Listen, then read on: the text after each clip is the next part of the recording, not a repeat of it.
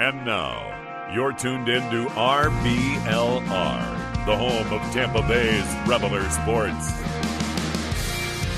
Ahoy, mateys! Welcome to another episode of RBLR Bucs. I'm one of your co-hosts tonight, Musab, and man, the NFL season is officially here. What a weekend!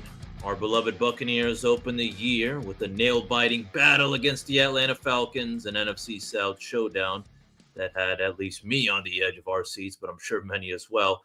We'll break down every moment of the game, but, also a little shout out to just overall. I mean, we saw some legendary performances in week one, so it's just so good to be back. But make no mistake, this is a Bucs show through and through. So tonight we're diving deep into that week one matchup. Then we'll turn our eyes forward to week two against the Houston Texans under the lights on Monday Night Football. But before we get rolling, a quick shout out to the rest of our RBLR family. We've got pods covering everything from our beloved hockey team, the baseball, to our soccer squads with the Rowdies and the Sun, and now even the USF Bulls. So if you haven't checked those out yet, do yourself a favor and give them a listen. But now, I always say this isn't a one-man show, and I've got my guys with me tonight. First up, he brings that fire every single episode. You want passion? You want energy?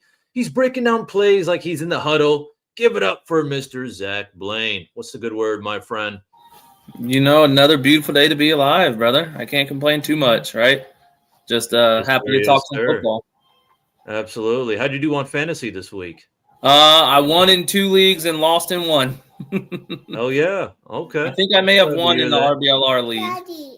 Oh, that's great.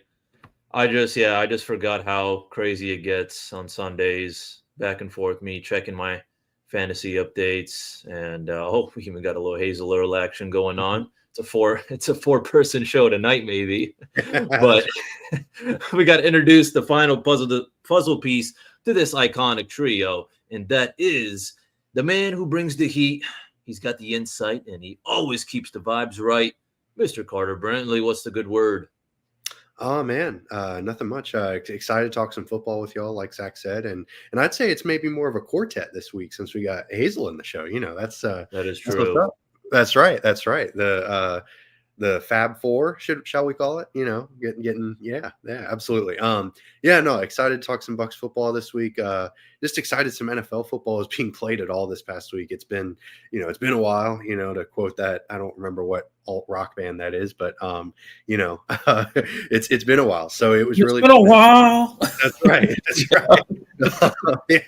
I'm glad someone got the I don't say obscure, but the weird early 2000s. Always, man. Yeah, absolutely. In case y'all were living under a rock, it was a 23-20 victory over the Atlanta Falcons this past week in the Bucs' first game of the NFL regular season.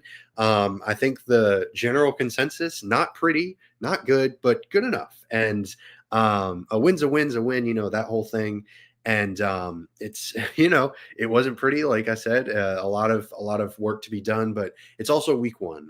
Everyone very much looked sloppy and like they were playing for the first time together, which in 90% of the cases for the Bucs this week, that was the case. That was what was going on. So I wanted to hear y'all's overall thoughts on the game. Zach, I'll start with you, man. What were your thoughts on the Bucs' performance? Is there anything that you saw that maybe you could see it being a trend rather than just sort of week one rust? You got to remember none of our starters. Yeah, Hazel wants chicken nuggets now. That's what we're talking about. Don't we all? You got to remember none of our starters played any in the preseason, so you got to expect it to look a little bit rough. I understand the injury concern. I've never been a fan of not playing any starters in the preseason because we've got new players on this team. They need to get used to this team and build the camaraderie of game time. Like, there's no practice that's going to amount to game time, in my opinion. Sure.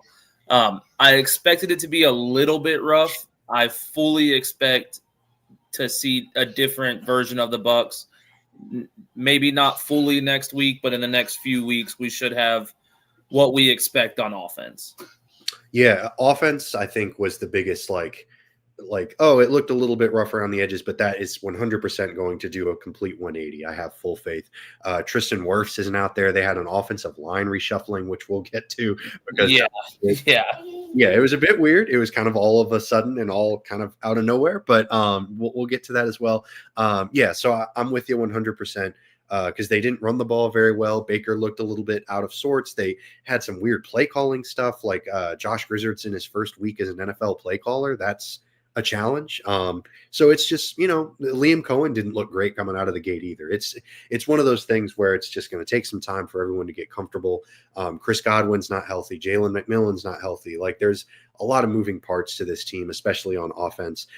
So I'm with you 100%, Zach. I think that given them a few weeks to sort of settle in, Tristan Wirfs comes back, this offense could be a fully operational Death Star. So I'm 100% with you there. Musab, how about you? Did you see anything that was overly concerning or maybe gave you or raised your eyebrow a little bit, as you say? It's only week 1, so I expected this. I expected a kind of a little bit of a sloppy start, and we started out slow, and as time went on, we warmed up a little bit. We were able to get the win, but it was lucky. To see a guy like Young Hoku miss a kick, and just consider us lucky, because God knows what would happen if we went to overtime. The way we were looking towards the end. To let the Falcons get that 91-yard drive going in the end, it's scary. So I'm just don't want to see that again, of course, but. Kind of just piggybacking off of what Zach said, and I know a lot of my other friends were talking about this too, which was not getting any action in the preseason, so it's going to take a while for these guys to gel a little bit. And then even with Josh Grizzard being new to this, first time offensive coordinator for the Bucs, so it's going to take a little bit of time. I feel like maybe after weeks 3 and 4 we can really get a really good idea as to how our guys look. I think I don't want to say concerning, but I think the most disappointing aspect of this for me, because like Zach was saying, no starters played in the preseason, which it is weird. Like, I'm kind of with you, Zach. I do think that at least getting one series in would have been nice, but that's not my decision to make. Just it is what it is type of thing. But Chase McLaughlin missing those 2 kicks, both the extra point as well as the 40+ yarder, that was a bit of a bummer. I don't expect that to continue either, but it was kind of one of those things that was like, brought back the nightmares of the Roberto Aguayos and the I forget all the different cut kickers that the Bucs went through during the dark days. It just kind of PTSD, I guess, if you will. It was definitely not super fun to see all that kind of come to fruition. But like I said, don't expect that to become a trend that becomes permanent or anything like that. So we'll see how that kind of plays out. But getting back to that offensive line alignment, good gracious, try saying that 5 times fast. What did y'all think of that? Musab, I'll start with you, man. They shifted Graham Barton to left tackle. Ben Bredesen went to center, and then they started Michael Jordan at left guard. What did you think about it? Do you think they were just really high on Michael Jordan, because of his name or something? No, obviously not because of that. But what were your overall thoughts on the offensive lineman realignment right before the game, seemingly? Yeah, it threw me off a little bit. They were able to get the job done. But I don't know. To be honest, it just comes down to, there's only so much we know and what we've seen. For sure. And I'm sure that this was a decision, a serious decision, or one that took a little bit of time to think, is this what we really want to do? So, reshuffling it. I don't know if this was the plan, from the start or not, but in the end it worked out. But it's one of those difficult things because like you said, it's hard to know exactly what the plans are. There's so much stuff that's kind of kept close to their vest because of game plans and stuff like that. They don't want to show their cards too soon.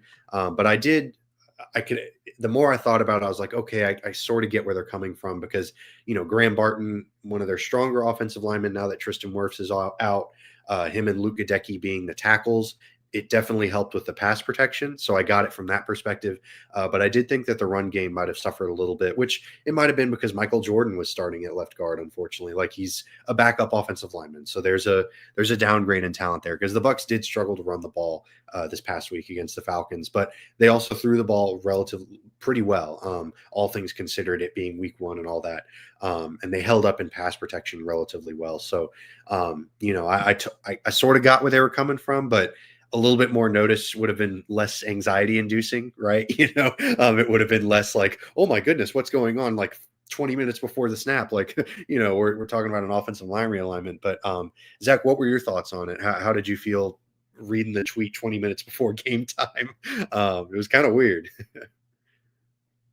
Yeah, it was it was concerning at first, to say the least. I think I mentioned in the group chat, I was like, it's got to be the equity they have in Michael Jordan, because we traded for him, so we've got some sort of equity. It's not just money. And you know how we feel about our draft picks. So, I mean, clearly they've got something they like about him. And I don't know that he was bad. I don't look at offensive linemen stats, if I'm being honest with you. So I don't know that he necessarily played bad. My biggest concern is having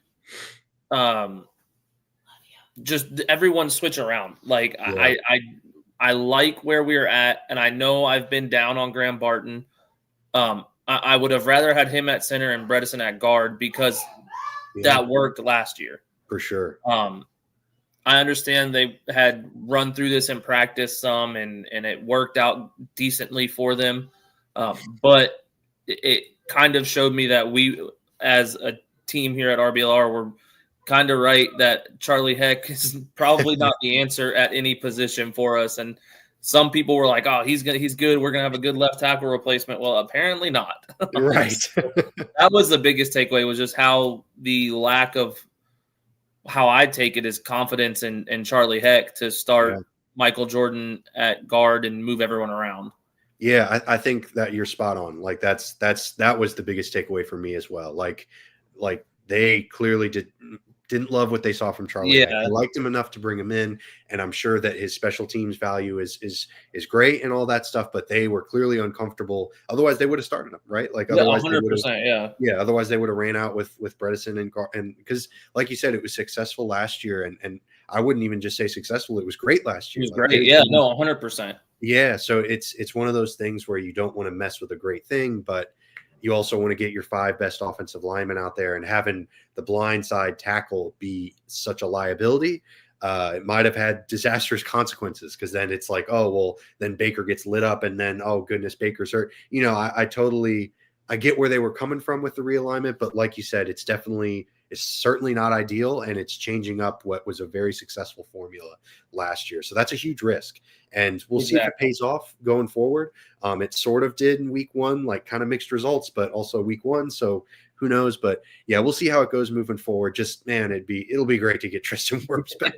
For real. 100%. Well, for what it's worth, we only allowed 1 sack, which was, which was good. Yeah. And it seemed to be more of a pass protection forward move rather than worrying about the run game, because it was tough. It was tough to watch Bucky struggle to get space out there like he was getting last year. So it was definitely a bit of a disappointment in that area. But like Musab just said, only 1 sack, definitely really interesting. But shifting the focus to the defensive side of the ball, Michael Penix was having a bit of a field day. He definitely had some gaudy numbers on the surface. I did find it really interesting. He was throwing short a lot, which is really interesting because he loves the deep ball. Like, that's his big thing. He's got a great arm, but he showed that he can very much control the intermediate game and the short game, which he had a really impressive game. I came away, Zach, I know you're a big Penix guy, and yeah, Penix looked like the truth. Like, he did all that he could, really. I felt in that game to give the Falcons a victory. They obviously came up short. But were there any defensive things that you thought, I mean, other than maybe the obvious, like, the secondary still maybe a bit of a weak point?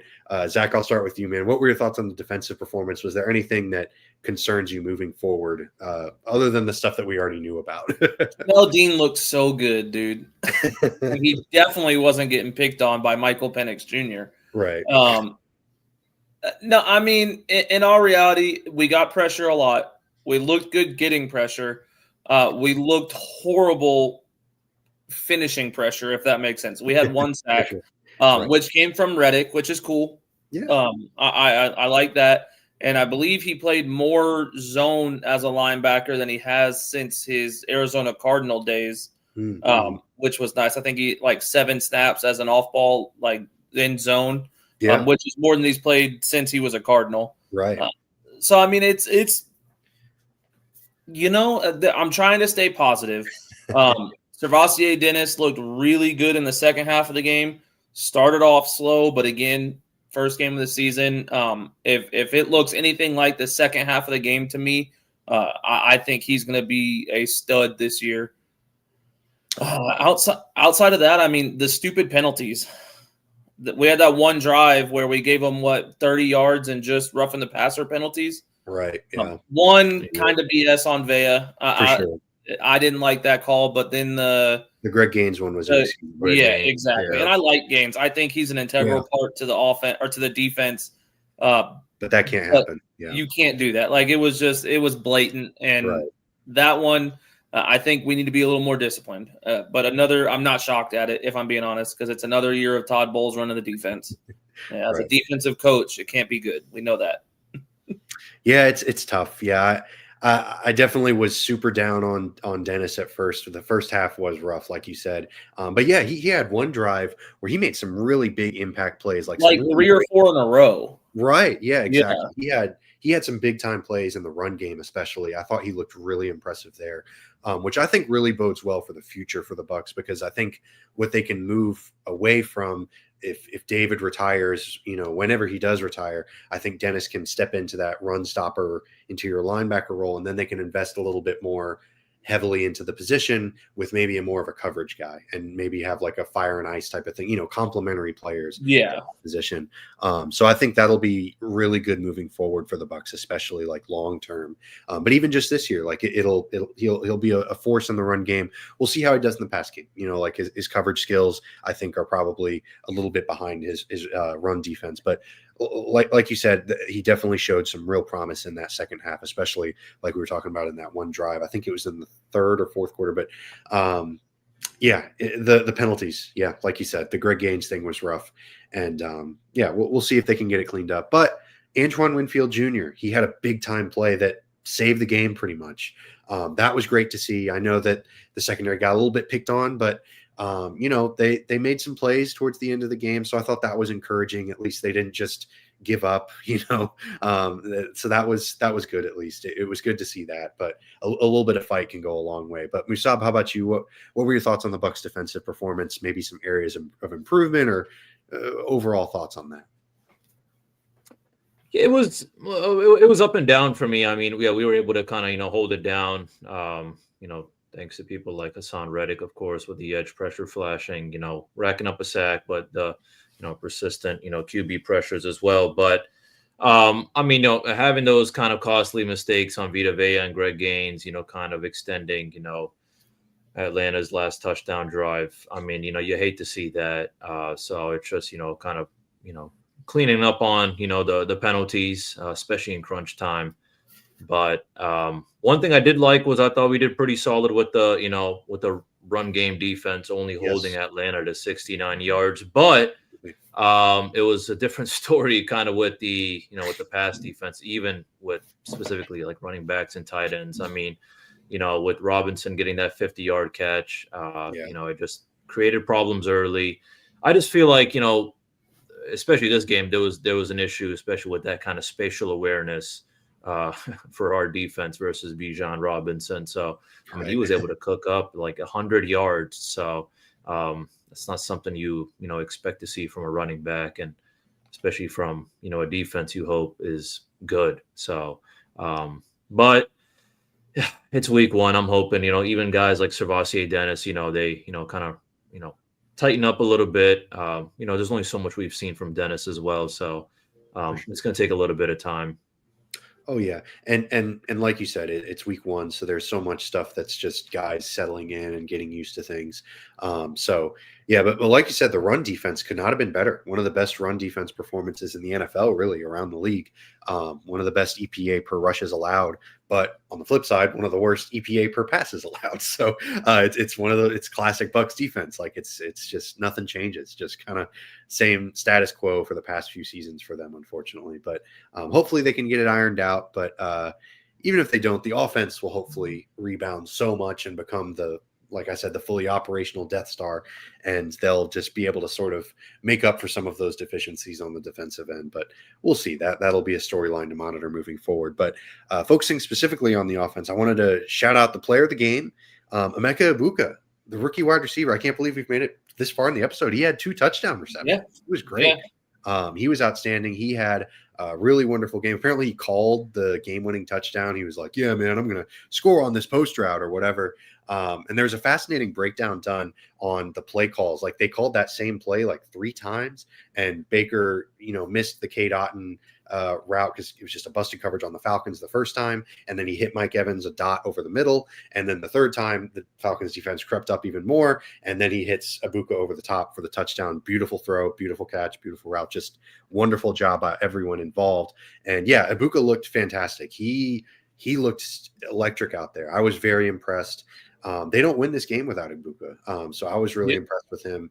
What were y'all's maybe different players of the game, get different guys that you want to shout out? Zach, I'll start with you, man. What were your thoughts on Egbuka and maybe some other player of the game that you want to I mean, Egbuka played phenomenal. He played really well. I was not high on him in the draft because I didn't think we needed a receiver. Right, for sure. Thank God for him now, because you're 100% right. Without him, we don't get that. We don't win that game at all without him. If I had to I got 2 other names. Servassier Dennis, again, I know he had a bad first half, but I think he was kind of the heartbeat of the defense in the second half. I didn't see anyone else necessarily making impactful plays outside of, obviously, Antoine Winfield, the last drive of the game. But I also want to shout out Bucky Irving. I believe that was his first receiving touchdown of his career in this game. So, while he may not have done great running the ball, he made an impact that we expect from him. I mean, I may have even called him catching a touchdown pass last week. I think I said him, Egbuka, and Evans. Obviously, Evans didn't. But. Right. But, hey, 2 out of 3. 666. I'm not mad about it.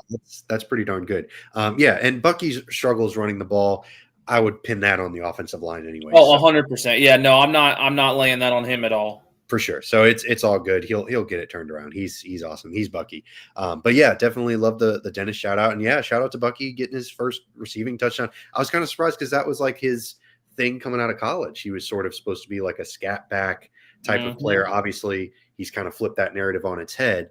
But yeah, he finally got a little receiving touchdown, So and he had to work for that one too. I think he fought he fought to the goal line. So that was a nice play. So yeah, Egbuka obviously great, and it was really nice to see him go out there and do his thing. But Mr. Tariq, how about you, man? You got any other players you haven't mentioned, or you want to give any other fun tidbits about Egbuka? I was just gonna say it's gotta be Egbuka for me. I was not really happy when we drafted him as well. I was a little lost. But as time went on, of course, seeing these injuries and all that, it made sense. But yeah, to get the first and last touchdown of the game as a rookie, especially in crunch time when it counted the most, it's not easy, mentally as well. So I wanted to give him his flowers for that performance, because we would have not won that game without him. So the rest of the offense, credit goes to Bucky and even Baker Mayfield for kind of keeping his composure and getting that last touchdown with Egbuka. So in the end, it worked out. It was scary though, but yeah, shout out Egbuka. Yeah, Baker looked absolutely in control in the last drive. Like the first, half and the first 3 quarters in general, he had some throws here and there that were kind of, but in last drive, he turned it on and it was fantastic. He looked in control, and it was, he had a really good game. He had some throws where it was like just right on the money. Like very few quarterbacks could have made those types of throws. You know what I mean? So it was a really impressive game for Baker as well, because, he very well could have made those few errors here and there and let it get to him. But hey, it's Baker, man. He just goes out there and I'll say I think we need to remember that Baker is. I'm not comparing him to Brett Favre. Don't take this. No, but I get you though. Yeah, he is the modern day gunslinger. Yeah, the offense was struggling. Some of those throws I don't think get made if our offense is running smoothly. Yeah, no, absolutely. I think that's him trying to make something happen that's maybe not there. Right. And at this point, we know what we've got in Baker. We've got to expect that some throws are going to be, wow, I would not have made that. But half the time they work out. So, yeah, no, absolutely. You know what? I'll take that. I'm still like not mad at the game that he had this week at all. Yeah, no, not at all. In fact, I think he was like number 2 for me for player of the game because he just he took control on that last drive. Like, agreed. Very few other quarterbacks could have taken over the game like that. That was like, I don't want to bring up Mahomes and, that's the Chris Collinsworth in me, I guess. But it was very like Mahomes, Allen, Jackson. We'll just say Allen because Allen had a great comeback this week too. Yes. We'll settle on Allen. Absolutely. That's the new thing. Very Allen-esque, very Josh Allen-like of him. So it was very cool to see him take control there at the end. And like you said, he made some really great throws there. So really, really phenomenal stuff. If you're looking for the Emeka Egbuka or Baker Mayfield or Servassier Dennis upgrade of your wardrobe, if you're looking to add some playmakers to your wardrobe in terms of upgrading your clothing apparel, definitely head to shop.rblrsports.com. We've got some really great gear there for you. We've got everything RBLR related, everything Tampa Bay sports related. We'll definitely help you out and we'll definitely take care of you. And we'll give you a promo code to celebrate the Bucs winning their first game, Cannon, CANNONS, and you type that bad boy in, get 10% off your entire order. We'd really appreciate it. All right, so we're moving to the second half of our episode, and we're talking about the Texans. I want to touch on what Trap God just said. Yeah, Trap God. Yeah, shout out Trap God. Yes. Not a Bucs fan. I saw him in the comments earlier. He's not a Bucs fan. He's calling Bucs Bills Super Bowl this year. Ooh. I'm with it. I don't want to play the Bills because the Bills are disgusting. But I'm with it. I think that's not a bad call at all. What is your guys' take on Mayfield, a top 5 QB?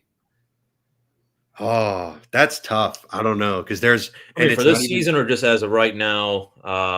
No, I mean as of right now, no, I'm not going to put him in the top 5. But really, you see, look, listen, I am the president of the Baker fan club. I've got him 1 out of my top 5. Yeah, I think that's perfect. I've got him at 6. He's not beating Lamar. He's not beating Patrick Mahomes, although Patrick Mahomes did not look good this week. Right. He's not beating Patrick Mahomes. He's not beating Josh Allen. So those are my top 3 for sure. I think you could argue maybe 5 in my opinion, but you got to think you've also got Jalen Hurts, which I'm not high on Hurts. I think that he's overrated. Justin Herbert. Yeah, Herbert's but even great. I think those 3 are interchangeable to me. I could see where somebody would put him as a top 5 and it not be insane.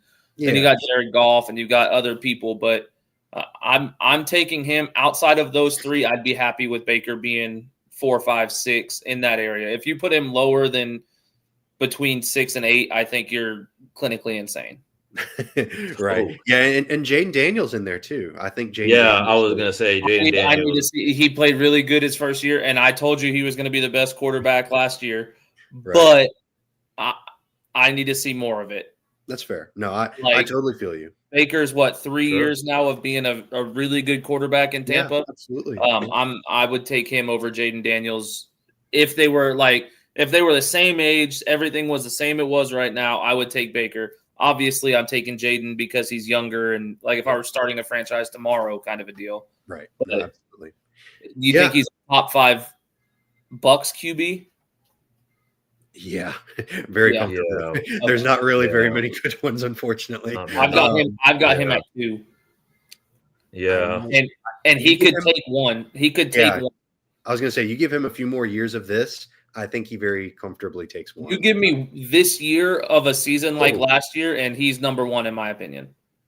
Yeah, it's tough because Brady was here for only a few years, and obviously the peak was just so high, but Baker's got a little bit more longevity. Exactly. I think it's those two guys. Like I don't. Yeah, 100. That's what. Without a doubt, those two are my top two. Yeah, and then Doug Williams is a very close third. Like Doug Williams, agreed. Super close third, and Brad Johnson probably fourth. Brad Johnson. Winning a Super Bowl has to count for something, right? Agreed. I think it's Jameis Winston. Oh, I can't put Jameis fifth. No, man. I think I'm going Garcia next, and that's not even. Yeah, I don't know. I think Jameis falls out of the top 5 for me. But then again, he did put up some gaudy numbers in both areas. Yeah, exactly. In both areas. That's an interesting conversation. That might be an off-season episode. The best. Oh, for sure. Best at each position in Bucs history. That would be really. That's got to happen now. Yeah, that indeed. So thank you, Trap God, for helping us out for the off season. Indeed, definitely some off-season content. But Musab, how about you? Do you think Baker's top 5, or you got him just outside? What are your thoughts? No, I have him just outside. Just outside, yeah. Me too. I mean, I would. I mean, if he has a great season, yeah, I'll put him in the top 5. But it's competitive. The top, I'll probably say top 7. The guys the names we've dropped. So it's all just going to come down to who does well this year. Yeah, absolutely. And I know I'm kind of out on a limb with Justin Herbert in some aspects, but man, he looked really good last week. He did. Looked outstanding. So it's going to be tough. He's got some really tough competition. It's not even like, oh, well, Baker's not very good. It's like there are a lot of really great quarterbacks in the NFL right now. It's truly a great time to be watching some really talented guys at that position, and Baker's one of them. So it's tough out there. It's really tough to establish those rankings. But we'll see how this season plays out. It's a big one for the Bucs, and it's a big one for Baker. He's got that contract to worry about. So we'll see. But moving on to the Texans. Shout out to Trap God, though. Please comment anything else if y'all are listening. Feel free to shout out any questions, or maybe you disagree. Maybe you think Baker's outside of the top 10 for whatever reason. But I'm sure there are people out there. But we'll move on to the Texans. There's the Houston Texans are a weird team. They've got some really interesting pieces on their defense. They might have one of the best defenses in the NFL, frankly. But their offensive line it's bad. Like it's not even just like, oh, well, they just have a bad offensive line. Like, no, it is legitimately one of the worst groups in the NFL. They allowed 4 sacks last week. I get it. It's the Rams. They have a really good defense too, but they were really bad last year too. The Texans offense was bottom 10 last year. And with a CJ Stroud led offense, that shouldn't be the case really ever. So it's tough. I wanted to hear y'all's thoughts on the Texans. Zach, I'll start with you, man. What are your overall thoughts on the Texans and CJ Stroud, man? Like his rookie year, he was so good. And last year, it seemed like he kind of took a step back, but how much do you pin that on the rest of the offense and the offensive coordinator who they promptly fired in the offseason? Yeah, I mean, I don't know. It's a weird situation because it's the situation that kind of has me a little worried on Jaden Daniels this season because CJ Stroud had at the time the best rookie season we've seen since we've been alive, at least. Right.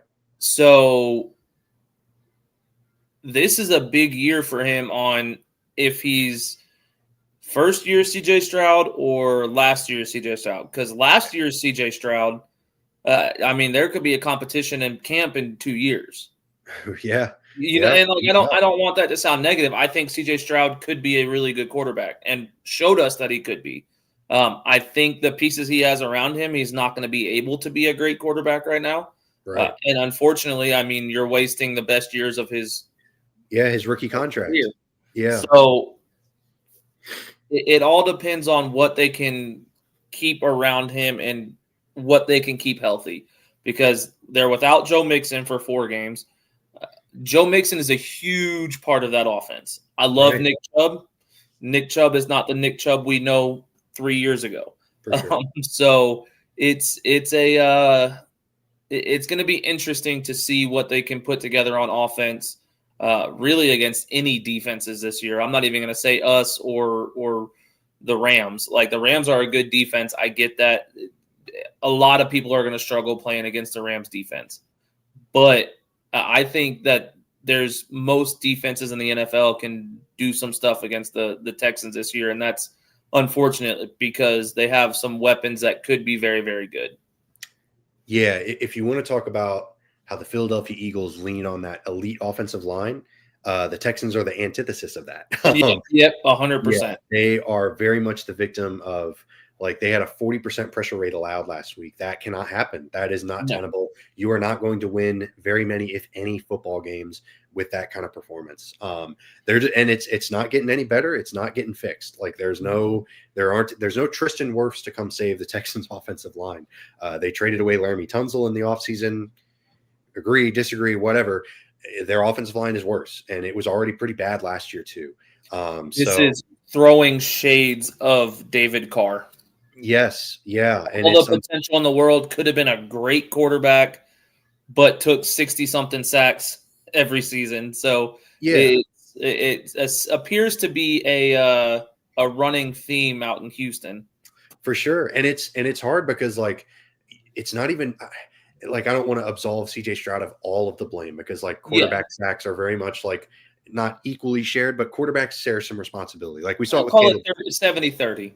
Right, for sure. Yeah. But there's definitely, like, an aspect of it that's the quarterback's fault, but also, like, there's only so much you can do, and then there's bad habits that get formed because of that performance. Like, you start to get away from, like, good quarterback play in the NFL because you're worried about getting hit within the first, second of getting the snap. I mean, So you saw it with Sam Darnold. Yeah, 100%. He was seeing ghosts out there. Out there, and then he goes to where did he go last year? It was Minnesota, and played phenomenal because they had a good offensive line. Right. Like, once you start hearing footsteps that either are or aren't there, like, you're gonna scare yourself into making poor choices, throwing the ball early, not making accurate throws, not setting your feet. Like, they're gonna put some stuff in CJ Stroud's head that you might not be able to come back from playing on the same team.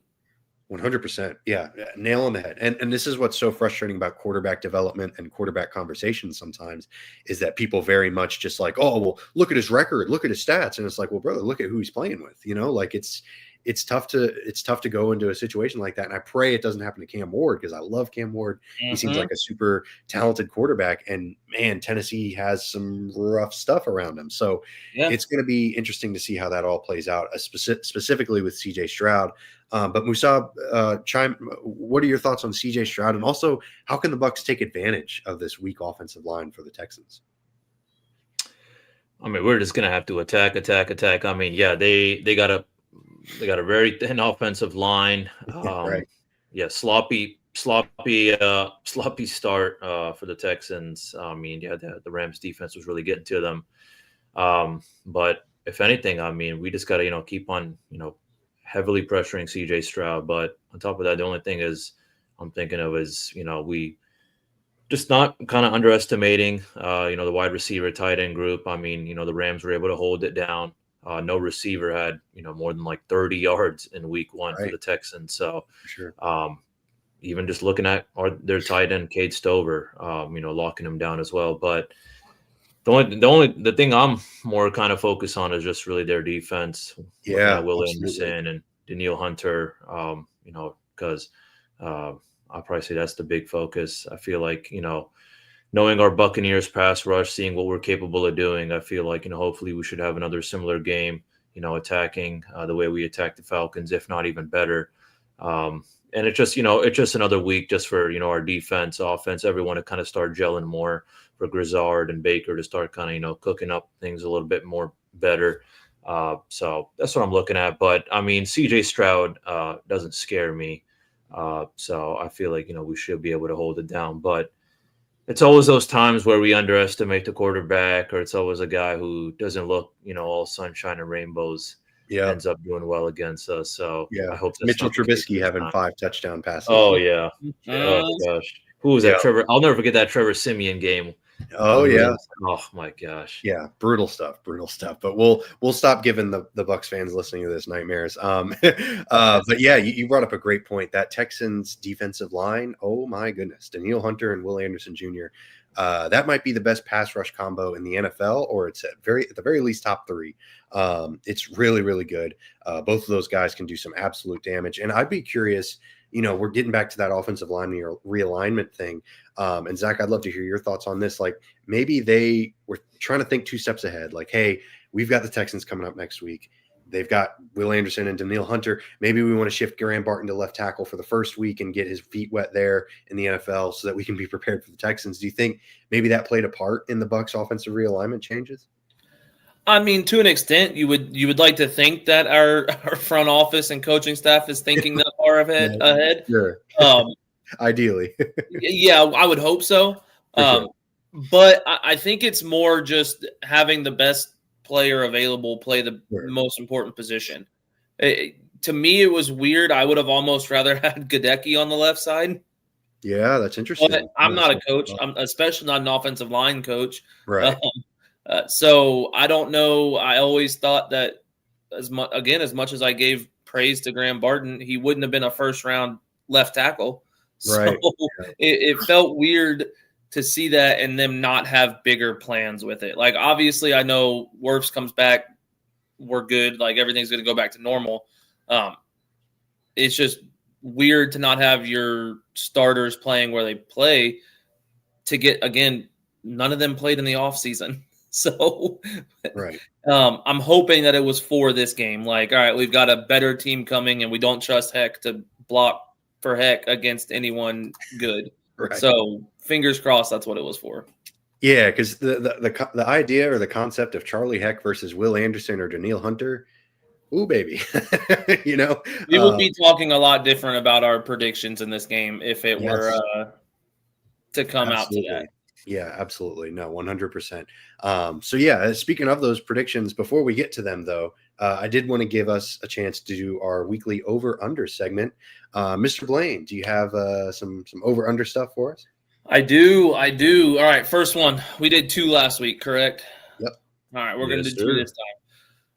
Over or under 2.5 sacks allowed on Baker Mayfield this week? Over. I'm going to go over. I don't even think that it's necessary. Like, we'll get to our predictions. I don't think necessarily that the Bucs lose this game if this happens. They can still very much. It can be a defensive battle. I think that this is going to be a low-scoring game, and I think that unfortunately, Will Anderson and Danielle Hunter are just very good, and it's going to happen. And stuff happens. That's how it is. So I'm going to hit the over on that, but I don't think it's going to be to the detriment to the Bucs as much as it sounds. It's not going to be the Aiden Hutchinson week that he had. Yeah. Although they beat the Lions that week too. Beat them, but he had 5 sacks in that game? Right, for sure. It was ugly. But hey, the Bucs won, so Fair. How about you, Musab? You got over or under 2.5? Oof. I'm going under actually on this. I think Hunter and Anderson will each get a sack, but I'm optimistic. I'm trying to be a little bit optimistic. If anything, maybe 3, but I'll say this. I'm very confident they won't get more than 3, but I'm still going to lean on the under. Okay. All right. Well, I what too about you? Actually going to go under. Hey, all right. This is not one I'd be hammering and spending all my check on. Right. I feel that I agree with Musab in the sense that it's not much more than 3. Like 3 or 4 is max to me. But I think 2 agreed, 1 each, but I could see one of them having 2 sacks and one having 1. I don't think there's a way we hold both of them sackless. I feel like I shouldn't say that. I feel like we aren't going to be able to hold either one of them without a sack on the quarterback. There you go. But yeah, I'm going to go under. I'm going to say 2 as well with Musab. Defensive takeaways, over or under 1.5. Total for the game? Total for the game. Interception, fumble, defensive turnovers, I should say, not takeaways. Musab, you go first, man. Oh, man, this one's spicy. Good one. I'm actually going to over 1.5. Oh, man. I do think that they get an interception. I do think that they get at least 1 interception just because my thing is the Buccaneers want to win this game. They're going to have to, win early downs on defense and, have Vita Vea and Kancey, kind of bang up on that, weak offensive line. So I think 1 interception's incoming. And no, I'm gonna go under on this. I think just a interception, maybe a fumble. Fumbles, I mean, They Yeah, happen. it's hard to It predict. just, Exactly. it's like the lottery, you know what I'm saying? But Right. I am confident that we'll be able to snag an interception, though. I'm gonna go over. I think each quarterback throws at least one. I think CJ Stroud might throw two, because I think that the Bucs are gonna really hammer up that defensive pressure. And I think that Hassan Reddick and Yaya Diaby, they're going to meet at the quarterback, and maybe they'll force a fumble or something. But I do think that they're able to force a few takeaways themselves. And, because this Texans defense is so good. Like, we haven't even brought up Derek Stingley, like one of the best cornerbacks in the NFL. He's really good too. So I think it's just going to be a defensive battle this weekend. And so I'm going to go over on total takeaways as well. Oh, I'm hammering the under on this one. Really? Okay. Yeah, Okay. our defensive backs are not good. Yeah. And the issue has always been turnovers. Right. So they are a big takeaway team. Yeah. We're not, and I don't think that's changing as long as Jamel Dean is our starting corner. Zion McCollum dropped a wide open interception last week. Or two, yeah. So I think that there's an old saying when you play football that defensive backs play defensive back because they couldn't play receiver. Right. And I think that holds so true with Tampa Bay's secondary. Unless Morrison is playing this week, I don't see anything changing. I haven't looked into if he's even practicing this week or not, so I don't know for sure. But I'm hammering the under. I don't think we get a single takeaway this game. Wow. Okay. Wow. All right. Well, I guess I'm a little bit more optimistic on the defensive side, or maybe I'm more pessimistic on the Texans offense. That would probably be a better way of me putting that. So I feel you though. The Bucs have, like you said, they've struggled to get takeaways on defense for sure. Excuse me. That has been a huge, just bummer. Pretty much since the Super Bowl defense, their defense has not really been able to get big time takeaways, which sucks. It's such a big momentum shift. I would say, think about how good this team would be if we were top 15 in the league in takeaways. Yeah, even just average, even just average would be nice. So yeah, I'm definitely with you. It's definitely frustrating to see their lack of takeaways week to week, or year to year, really. And hopefully they can buck that change this week. But we'll see. Like you said, I'm not super confident about it either, but I'm going to go over just to try to be optimistic. But hey, I respect that. Yeah, for sure. But let's get into some predictions. We're going to tell you who's going to win and what the final score is going to be. I'll start us off. I've got the Bucs winning this week, but I've only got them winning 16-10. I don't think they run away with this by any stretch of the imagination, and it is on the road, so I'm not. Road games are always tough. The Texans are not a bad team by any stretch of the imagination. Their defense is really, really good, and defense wins football games, that whole cliche. So I've got the Bucs winning 16-10. I think Baker has a decent enough game against a really good defense while he's missing his starting left tackle. That's just a really hard card. It's a really hard hand to be dealt, So, but I still think the Bucs come out on top, 16-10. Musab, how about you? What's your final score? What's your prediction? Going a little bit higher, man. I'm going 24-17. Buccaneers win. I just think that Tampa's front seven, Rex, who's since banged up O-line.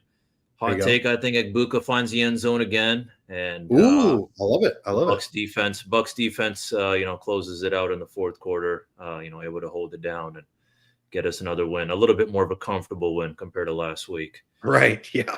Yeah. All right. Is it Mr. Blaine? Who you got winning and by how much? I've got quite similar to Musab. I've got 24-14 Bucs. Okay. I don't think it's a blowout. I think we could blow this team out. If there were a team to blow out, I would like for it to be this one. But I'm going to go 24-14 Bucs win, and I wouldn't be shocked to see Egbuka hit the end zone one more time. I think Bucky's going to take a step up and running the ball. I know their defensive line is good, but I think if we can get them to the outside, that away from Stingley, I think we should be okay. So I'm confident in the team this week. Wouldn't be shocked if we lost it, but I'm confident in the team this week. Yeah, and I will say, starting out on the road, your first two games is tough. It's not an easy thing. And the Falcons and the Texans are not pushovers. They're not playing the Saints. They're not playing insert horrible team. They're not playing the Colts or the Dolphins. Hey, the Colts look good. Daniel Jones looked like a good quarterback. For sure. I don't want to disparage the Colts too much, but they're not playing the Dolphins. That's a there you go. There you go. That's a better one. I would love to play the Dolphins right now. Right. Yeah. For I sure. think everyone wants to play the Dolphins. Every team would love to play the Dolphins every week right now. But the Bucs emerging out of this 2-game road stretch to start the season 1-1 would be perfectly fine. It wouldn't be the world is ending or anything like that. But it would be 2-0. That would be the cherry on top. So, but regardless of whether they're 1-1 or 0-2 or 1-1 or 2-0, they can't be 0-2. We'll be back next week with another show. Really appreciate y'all for tuning in. Thank you to my 2 wonderful co-hosts for making my job easier. If you like what you heard, hit that like and subscribe button. You can also be like Trap God and come in and give us some feedback, give us some comments, questions, whatever else you may be wanting to say, and we'll show it on the show for the most part. So give us a check out there on YouTube, and give us a follow if you want to keep up with the whole channel at RBLR Sports. We got some great content coming out. Like Musab said, go Bulls. We got the USF show and the Rays and the Rowdies and the Lightning, the Sun, the whole shebang. But we'll see y'all next week. And until then, and as always, go Bucs.